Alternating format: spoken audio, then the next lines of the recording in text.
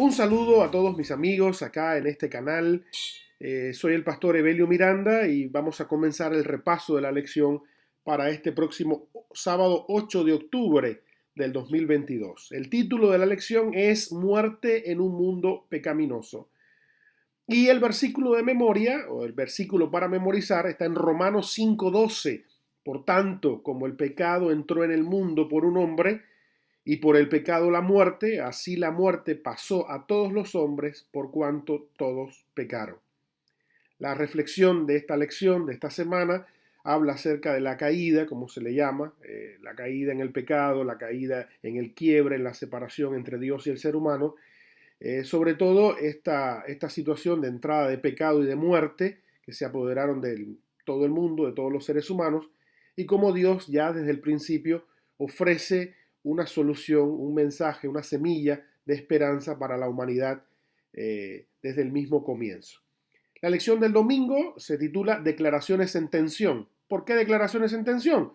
Bueno, porque Dios había declarado a la primera pareja unas palabras proféticas, una palabra de protección, unas palabras predictivas, no eran unas palabras de condicionamiento o de restricción o de prohibición o un Dios negativo que prohíbe cosas, nada que ver, era una cuestión de protección a la primera pareja. Génesis capítulo 2, versículo 16 y 17, dice, de todo árbol del huerto puedes comer, mas del árbol de la ciencia del bien y del mal no comerás, porque te estoy diciendo algo profético. Si tú comes de ese árbol, no te lo estoy prohibiendo, te lo estoy aconsejando, no lo hagas, no lo hagas, porque el día que comas de ese árbol, ciertamente morirás. Es interesante la expresión original en hebreo que dice, ciertamente muriendo morirás.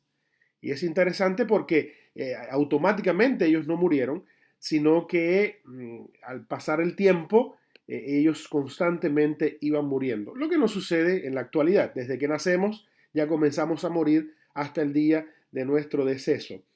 Estas palabras fueron unas palabras protectoras de parte de Jesús, de parte de nuestro Dios. Sin embargo, hay una declaración en tensión, una declaración contraria a lo que dice Dios, y es la declaración de Satanás, diciendo todo lo contrario, que cómo es posible que todos los árboles no pueden comer, ahí hay una mentira, cómo es posible que van a morir, eso no es una mentira, no van a morir nada.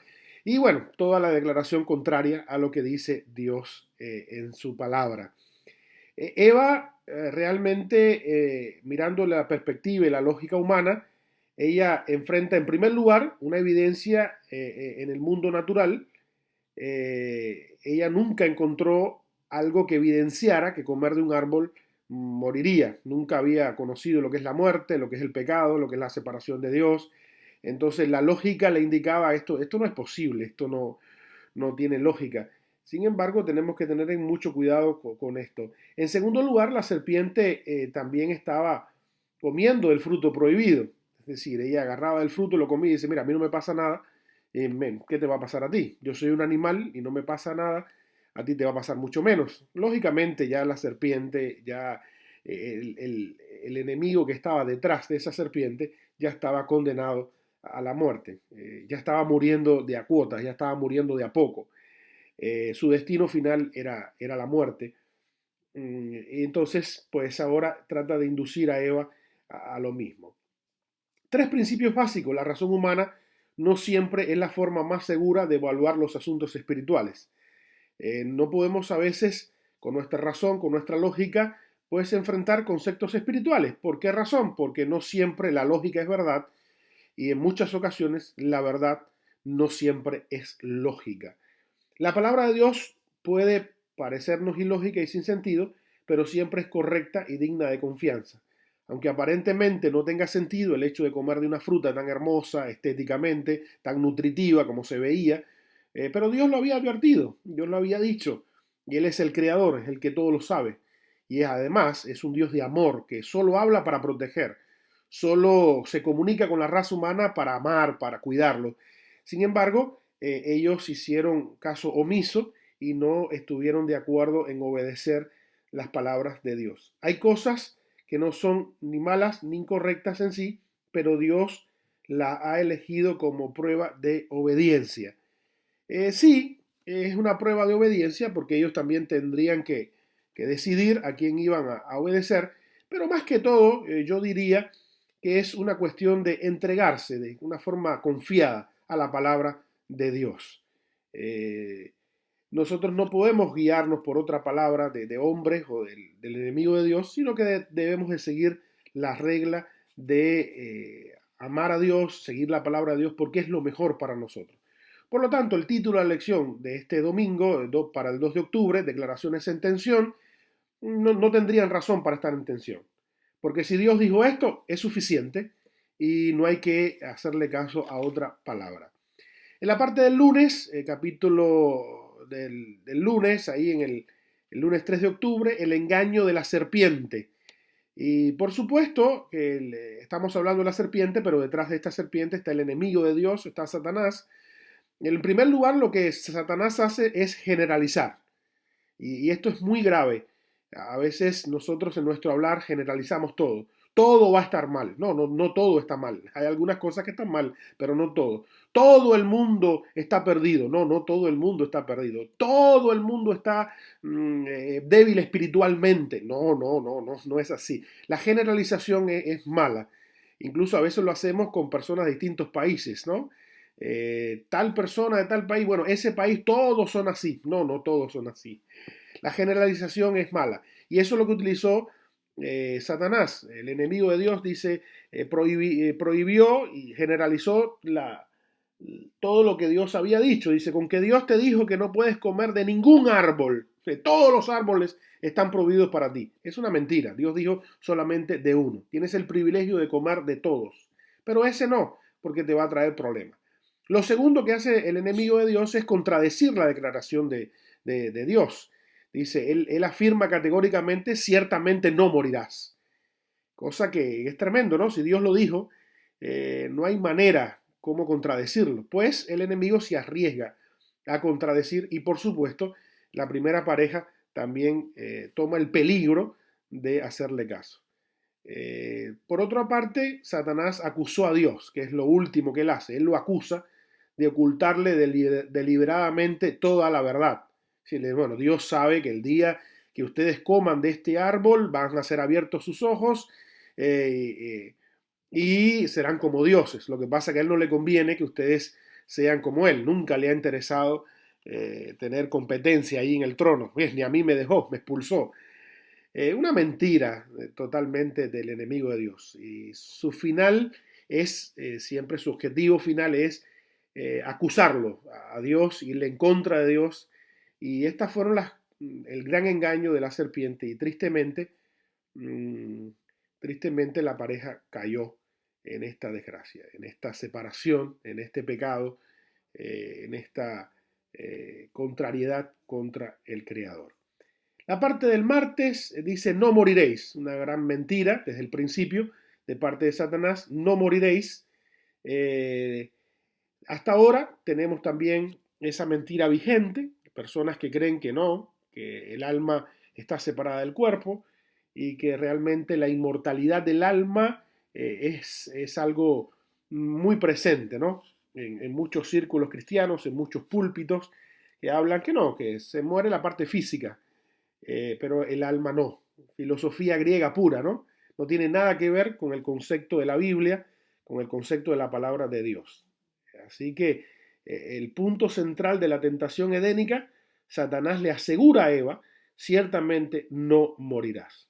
Cuestión muy mentirosa, porque hasta el sol de hoy, después de 6.000 años de pecado, aproximadamente, pues estamos viendo constantemente la muerte.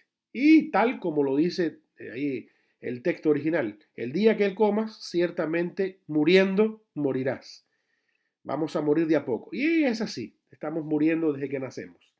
Esa teoría satánica de la inmortalidad natural del alma ha persistido hasta ahora, pero es una gran mentira.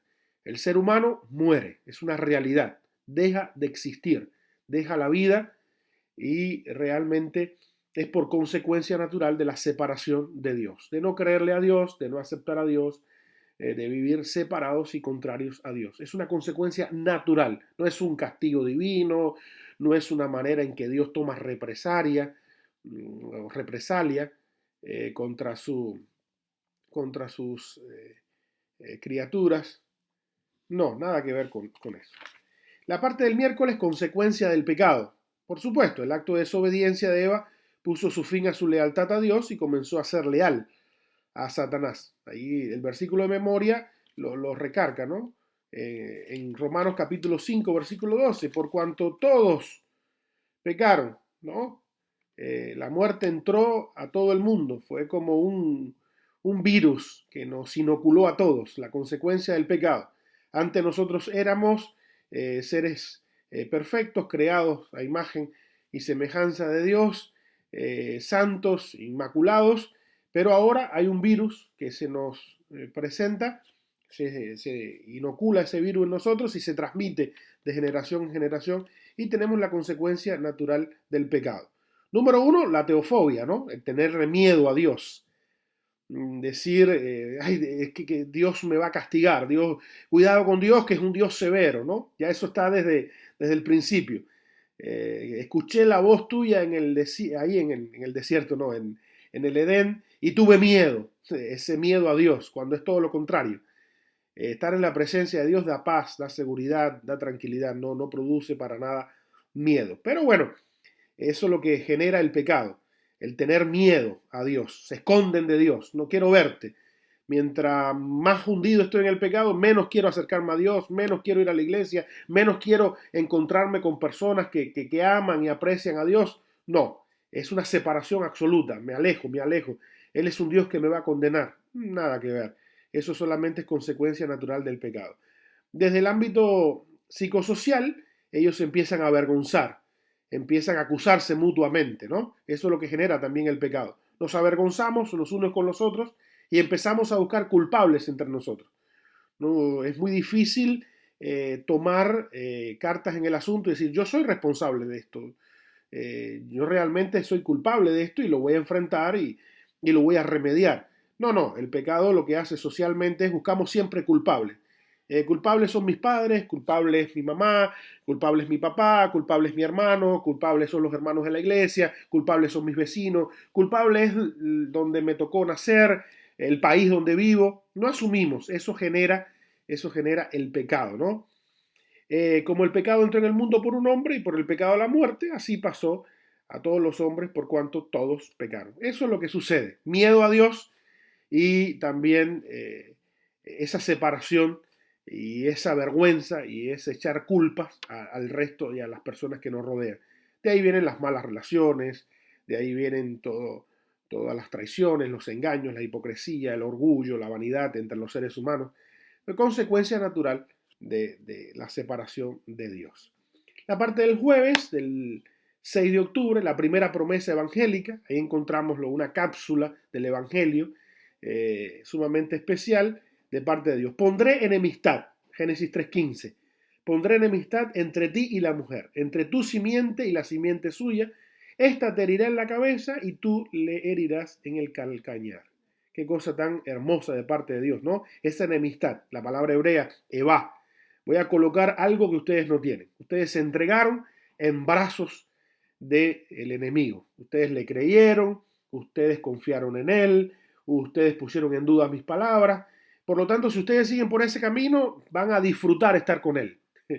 Y por lo tanto, se van a autodestruir, que es la consecuencia natural del pecado. Pero yo voy a hacer un milagro, yo voy a hacer algo especial. Ya que ustedes tienen el virus inoculado del pecado, yo les voy a poner una vacuna, un antídoto que se llama enemistad contra. Esa enemistad le va a generar a ustedes cierta incomodidad con el pecado, con hacer las cosas mal hechas, se van a sentir un poco de conciencia y eso lo van a tener solamente por esto que yo voy a inocular en ustedes y lo voy a colocar, voy a poner una enemistad entre ti, entre la serpiente, el enemigo y por supuesto la raza humana, entre la simiente del enemigo y también la simiente de la raza humana. Hay una separación, no somos amigos para siempre, no. Evidentemente hay un gran conflicto, hay una enemistad para siempre y seguirá por la eternidad esa enemistad no se puede acabar, no se puede terminar. Por supuesto, se acabará cuando Jesús destruya finalmente el pecado y el enemigo para siempre. Pero no puede haber una amistad entre el enemigo de Dios y Dios. Eso es imposible. Por eso que nos transmite a nosotros esa misma promesa. Y ya no somos más esclavos del pecado, sino que ahora tenemos la posibilidad de caminar, de creer, de estar con Dios y hacer rechazo a todo lo que venga del enemigo. El ser humano enseguida tomó una solución muy humana, hacerse túnicas, hacerse ropa para cubrir la desnudez, la vergüenza, pero eso no traía solución ninguna. Dios es maravilloso y los protegió, los cubrió con un manto de justicia, con un manto de piel, símbolo de su justicia protectora. Lo único que nos puede redimir, salvar, restaurar, liberar de la muerte es la justicia de Dios. En la parte del viernes, ahí nos aclara que la muerte es una realidad, que la solución para la muerte es solamente la segunda venida de Jesús, cuando Él venga en gloria y resucite a todos los que creyeron y confiaron en Él. Satanás, el enemigo, está tratando de inducir al pueblo de Dios a creer que los requerimientos de Dios no son importantes, que las advertencias de Dios no tienen ninguna trascendencia, lo que Él habla no es para nada importante. Si Él dice, pues no le hagan mucho caso. Y trata de inducir a la gente a eso hasta el día de hoy. Y recuerden, y recordemos, ¿no? Si en el principio se violó, se rompió la palabra de Dios y no se le hizo caso, y mira las consecuencias que tenemos hasta hoy, pues hoy no es diferente. Si nosotros violamos, si nosotros rompemos, si nosotros no le creemos en la palabra de Dios, pues las consecuencias siempre van a ser devastadoras y terribles. ¿Qué deberíamos hacer? Pues debemos de confiar en las palabras de Dios. Debemos de confiar que aunque la muerte es una realidad, la vida también es una realidad. Si la muerte es una verdad, la resurrección es más que una verdad. Debemos de confiar que Dios nos promete vida eterna. Dios nos promete restauración para siempre. Hagamos caso a la palabra de Dios. Sigamos el consejo de Dios. Caminemos con Dios. Y Él nos va a dar la salvación, la vida eterna y la restauración final. Que Dios te bendiga, que Dios te guarde. Y esto es simplemente una idea del repaso de la lección, pero tú debes de sentarte con tu folleto, escuela sabática, con tu Biblia, subrayar, hacer tu estudio personal, porque esto no lo sustituirá jamás.